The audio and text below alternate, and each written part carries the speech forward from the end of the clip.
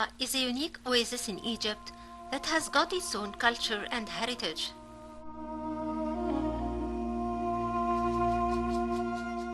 It's distinguished from the rest of the oases in Egypt because of its inhabitants.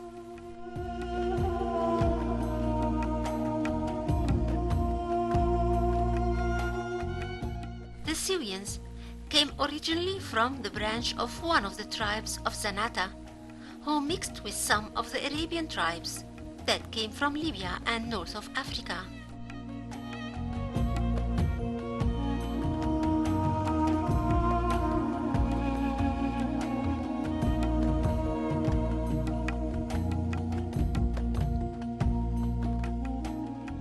They have their own dialect of Amazighian language and their own customs and traditions and ways of life.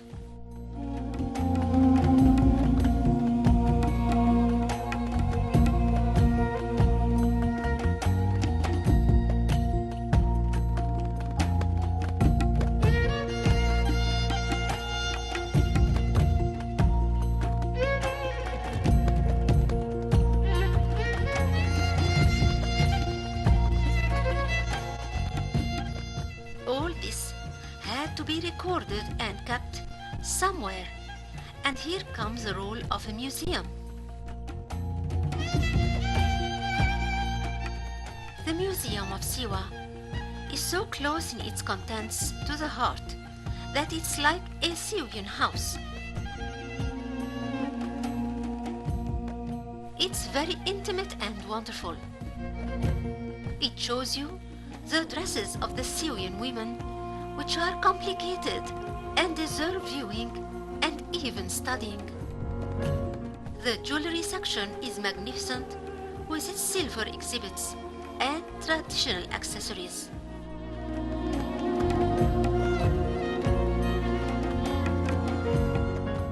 Even the eating habits and furniture are there too. When you visit Siwa Oasis, it's nice to go around the monumental places, but it's nicer to get to know the life of the people and how they lived not long time ago in their preservative nature and away from the rest of Egypt. The museum is located in the heart of the city and deserves a quality visiting time to complete the visitor's grasp of life in Siwa.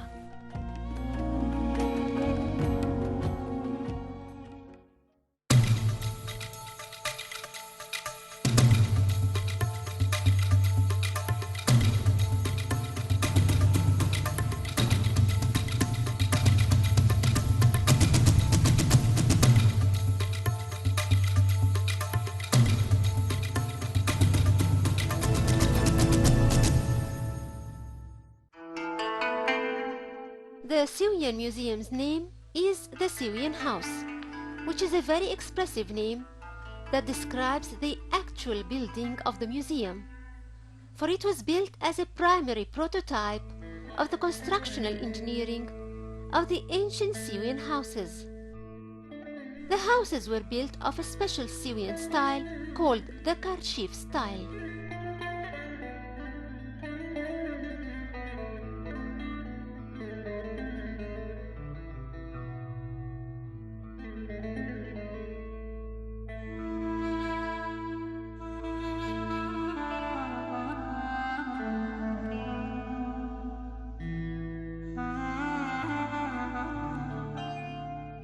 Karshif is a mud extracted from the land that is saturated with salt.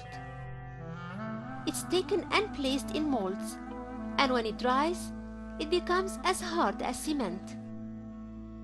The old houses of Siwa rose up to 7 or 8 levels by using it as a sole building material, but its only disadvantage is being extremely affected if the heavy rainy period extended for a few days, for the salt in Karshif melts and some walls collapse, like the 3 rainy days of year 1926 that happened to Shali's and old Aghoumi's houses and led to the people abandoning their houses and moving to a new area.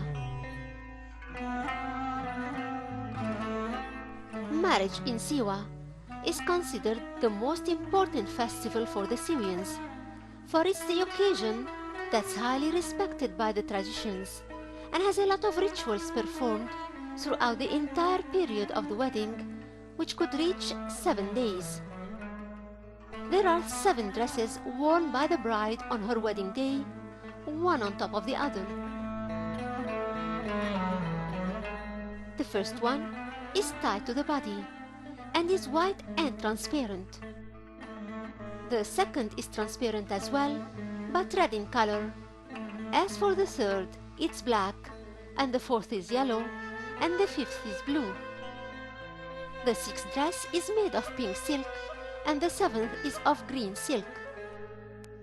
Above all these dresses, the bride wears the wedding dress and puts around her head a red shawl made of silk and wears a lot of silver accessories.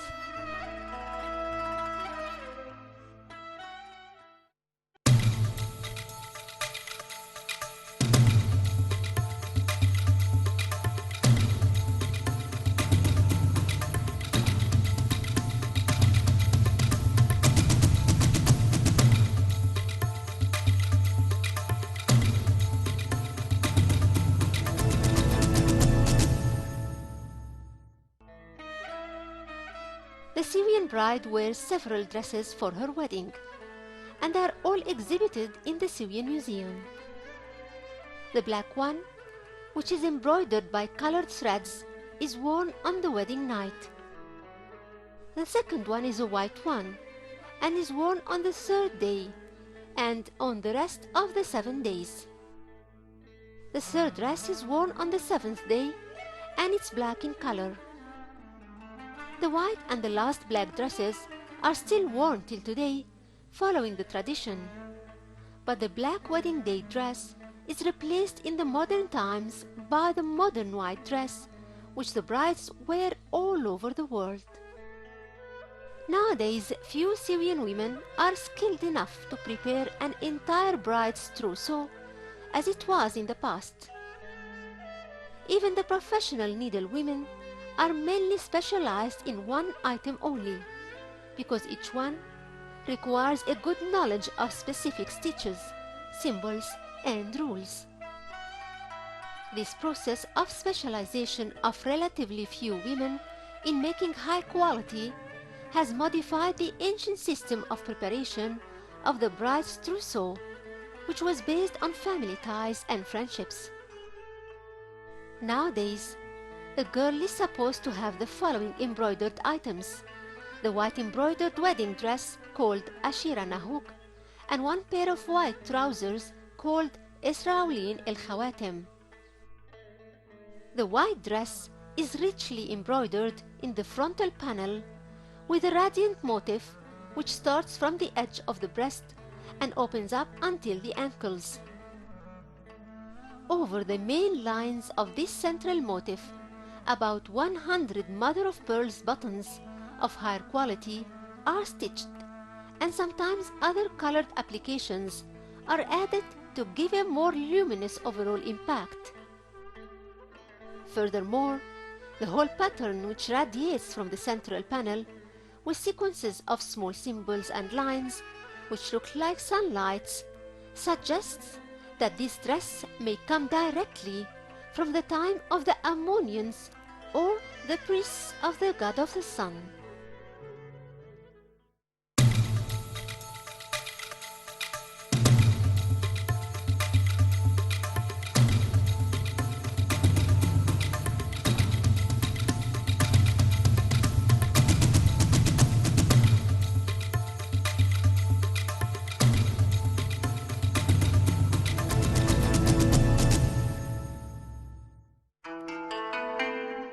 The troquette is a white shawl made by black light fabric which is embroidered with parallel lines and sequences of small motifs. There are many varieties of troquette according to the number of stripes embroidered on the surface. The decorative pattern of the troquette consists of equally spaced symbols which are geometrical in shape. This shawl is worn by the bride on the night of Shamata, on the third day of wedding with a white embroidered dress and during the first festivities of the wedding week.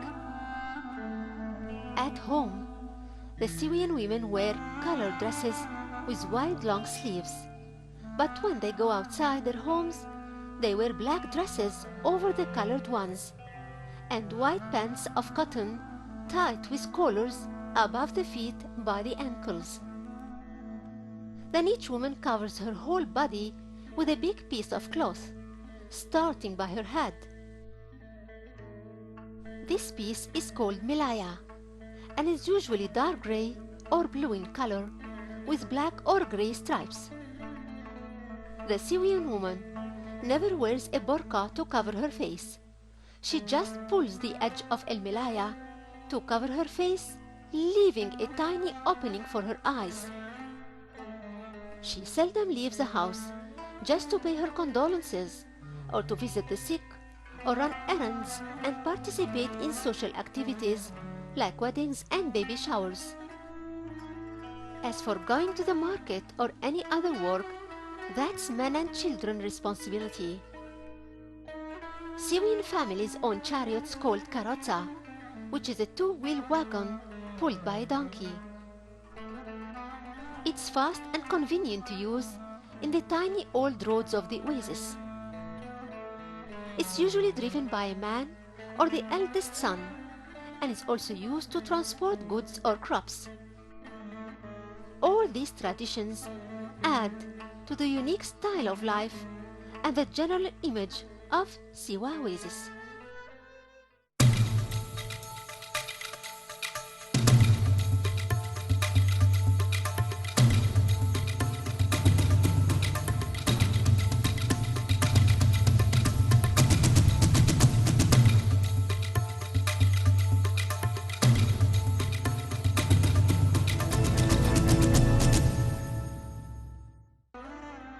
The traditional dresses of the Syrian girls and the way they adorn themselves with silver jewelry are the first attractive thing to the visitor of the oasis, for he sees them wearing bright colored dresses with wide long sleeves and around their necks collars made of beads, while dividing their hair into many braids that reach 30 to 40 in number.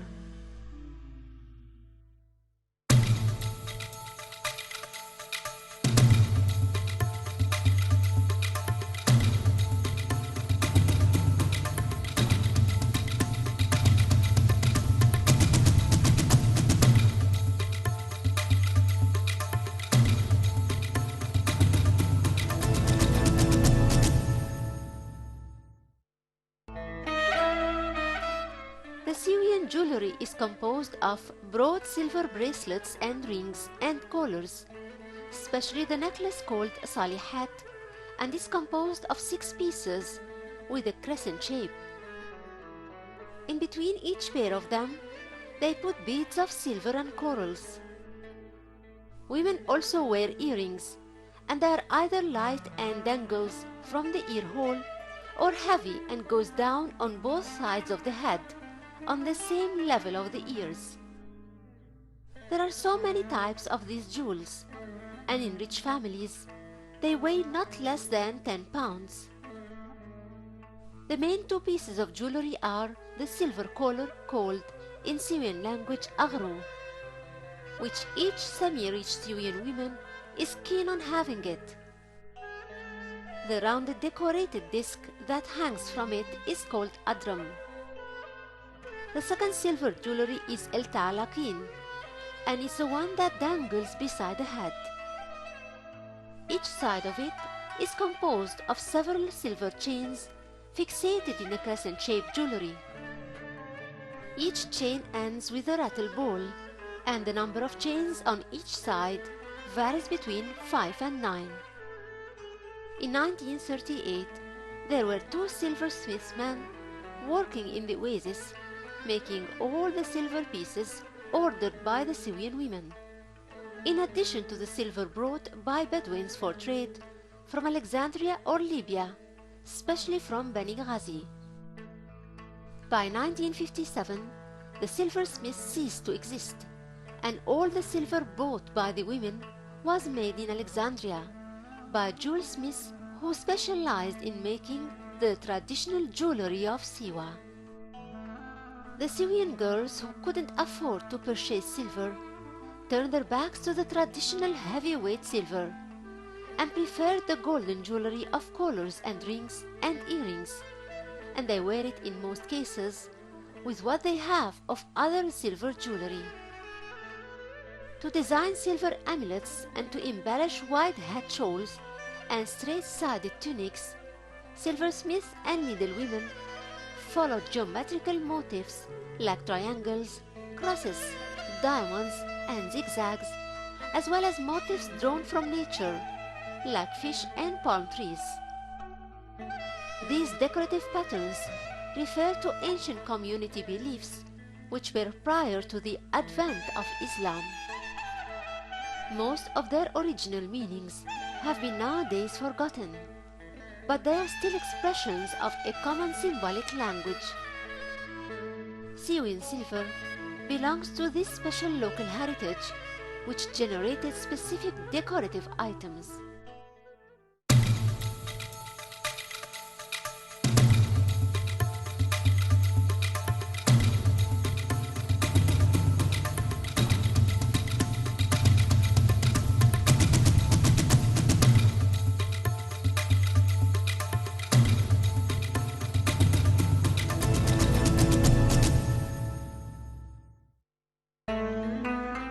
The Bedouin tools and houseware are mostly made of pottery.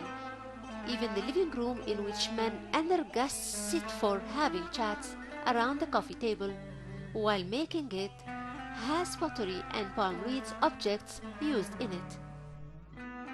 Water jars are made of pottery, and pottery drainers are there too, in addition to the incense burners.